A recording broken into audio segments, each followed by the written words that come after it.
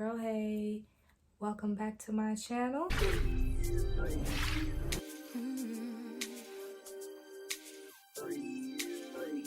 For those of you who are new, how the hell are you? Welcome. If you want to know what this channel is about, I'm gonna highly suggest you watch my first video. So do that because you just might be lost AF.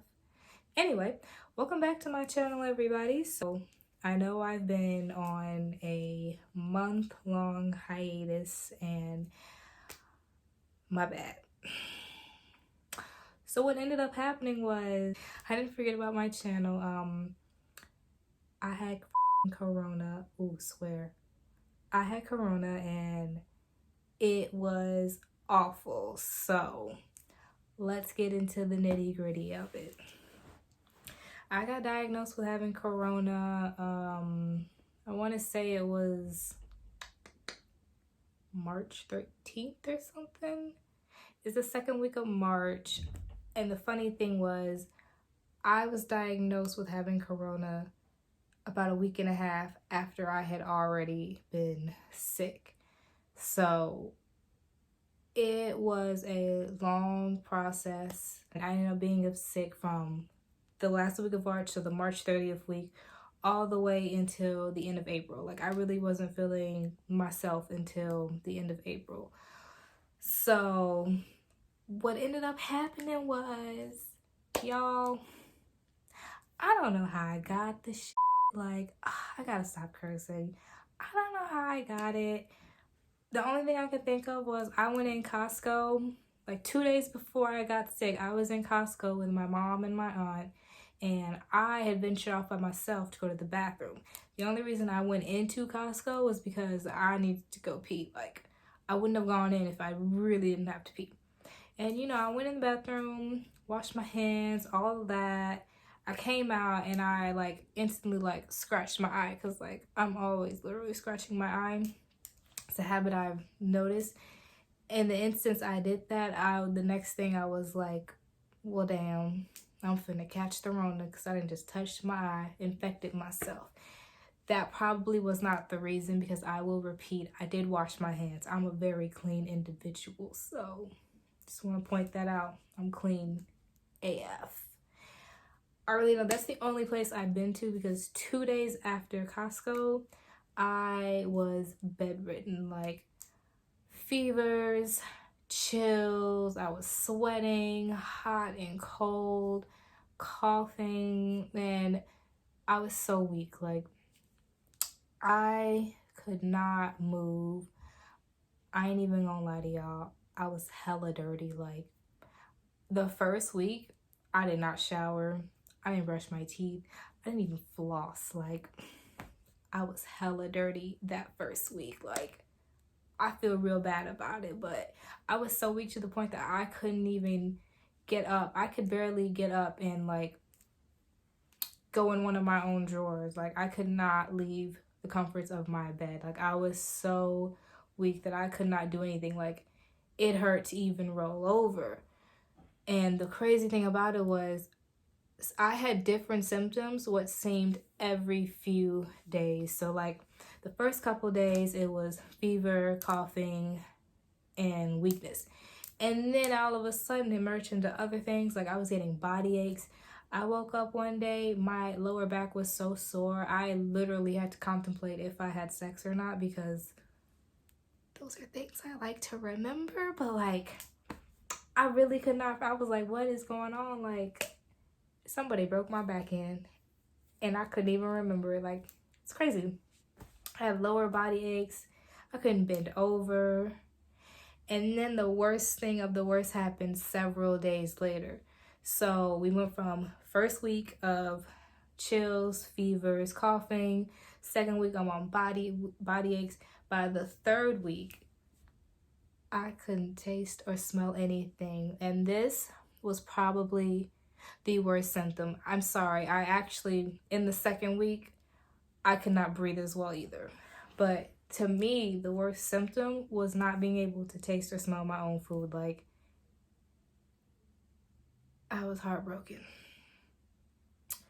At that point, the way it felt, it was It's so unreal. Like, from my understanding of it, everybody experiences it different. Like, my case is considered very mild. I didn't have to go to the hospital, but there were certain points during Corona where it was just like, I can't do this anymore. Like, I wanted to give up, y'all. Like, and by giving up, I mean, like, if it was meant for me to die, I would have been okay with it. I would have been ready. Like, if it's my time, it's my time. Take me away, because what I'm feeling right now, it just ain't it. I had even texted somebody. I was texting multiple people one night. I remember I was crying one night, and I didn't necessarily tell anybody that I was crying, but like at the same time, I was kind of texting them like, I'm not okay right now. Like, I can't do this anymore. It was just, it was all that.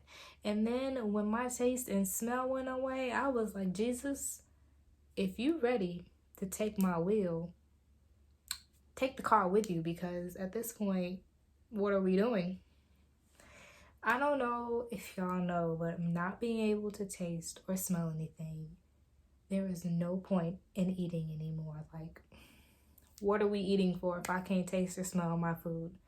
It was the worst thing possible. I thought the worst thing was not being able to breathe. Like, not breathing for like a whole week, that was a struggle. I thought that was the worst thing. But then when I woke up and couldn't smell or taste shit, I was like, damn, this is serious. This is real serious. I know they say you quarantine for 14 days. Like I said in the beginning, I didn't get diagnosed with corona until like the 3rd week in. And the only reason that was happening was because I was denied the test the first 3 times I tried to take it. So when you think you have corona, of course you're calling your doctor. Like, I had already been in connection with my doctor. Like, me and my doctor, we was talking like twice every week. Like, she would call me like, what's the new symptoms? Do you want me to prescribe you anything? She did prescribe me medicine. Didn't work at all. Nothing helped. But she was keeping in contact with me, and she was giving me the number to call. So you end up having to call your doctor, of course, and then your doctor will transfer you over to your local hospital. What the hospital does is they give you a phone screening to see if you qualify for corona. So basically it's like some general tests with some general ass symptoms on it that may or may not match up. And at the time, these symptoms were not matching up to what I was experiencing. So the first 3 times I tried to get the test, the symptoms for having corona officially were coughing, shortness of breath, fevers. It took time for symptoms to progress. Like, it was a progression of symptoms as days go on. So if you weren't consistently coughing, check that box, because it ain't happening. Your fevers have to be every single day. I was not having fevers every single day. I was having fevers like every 3 days. Like, one day my fever might be like 101, and then the next day it might be 98.6, perfectly fine. And shortness of breath, at the time that I was trying to get the test, I wasn't experiencing shortness of breath. And in my mind, me not being able to breathe, I don't really think that's shortness of breath. This may sound slow or something, but I don't think that was me having shortness of breath. That was just me not being able to breathe. Like a fish out of water, they don't have shortness of breath when they're out of water. They just can't fucking breathe, like, you know? So instantly they was just like, you're denied. We don't think you have corona. Call your doctor, have them prescribe you something. That's that.